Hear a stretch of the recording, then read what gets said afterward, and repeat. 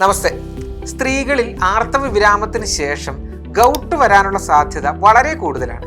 എന്തുകൊണ്ടാണ് ഇതെന്ന് നിങ്ങൾക്കറിയാമോ? അതിന് കാരണം അവരുടെ ശരീരത്തിലുള്ള ഈസ്ട്രജൻ ഹോർമോണാണ്. മെൻസ്ട്രൽ ഏജിൽ ഈസ്ട്രജൻ ഹോർമോൺ വളരെയധികം ശരീരത്തിൽ കാണപ്പെടുകയും ഇത് കിഡ്നിയുടെ പ്രവർത്തനത്തെ സപ്പോർട്ട് ചെയ്യുകയും ചെയ്യുന്നു. അപ്പോൾ നമ്മുടെ കിഡ്നി നന്നായിട്ട് പ്രവർത്തിക്കുകയും യൂറിക് ആസിഡ് എല്ലാം കൃത്യമായി ഫിൽട്ടർ ചെയ്ത് പുറത്തേക്ക് പോവുകയും ചെയ്യുന്നത് കൊണ്ട് ഈ ബുദ്ധിമുട്ടുകൾ ആ സമയത്ത് വരുന്നില്ല. എന്നാൽ മെനോപോസിന് ശേഷം ഈസ്ട്രജൻ ഹോർമോണിന്റെ അളവ് ഗണ്യമായി കുറയുകയും ഇതുമൂലം കിഡ്നിക്ക് യൂറിക് ആസിഡിനെ പുറന്തള്ളാനുള്ള എഫിഷ്യൻസി കുറയുകയും ചെയ്യുന്നു.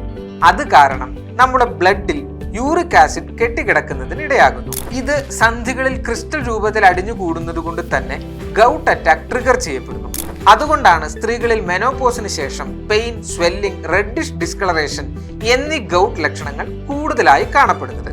അപ്പോൾ ആർത്തവ വിരാമത്തിന് ശേഷം സ്ത്രീകളുടെ ജോയിന്റ് ഹെൽത്ത് സംരക്ഷിക്കുന്നതിന് വേണ്ടി യൂറിക് ആസിഡ് കൺട്രോൾ ചെയ്യേണ്ടത് വളരെ അത്യാവശ്യമാണ്. ഹെർബലി ടച്ച് ആയുർവേദ ഹോസ്പിറ്റലിൽ വളരെ ഫലപ്രദമായിട്ടുള്ള ചികിത്സകളാണ് ഗൗട്ടിനും യൂറിക് ആസിഡ് പ്രശ്നങ്ങൾക്കും നൽകി വരുന്നത്.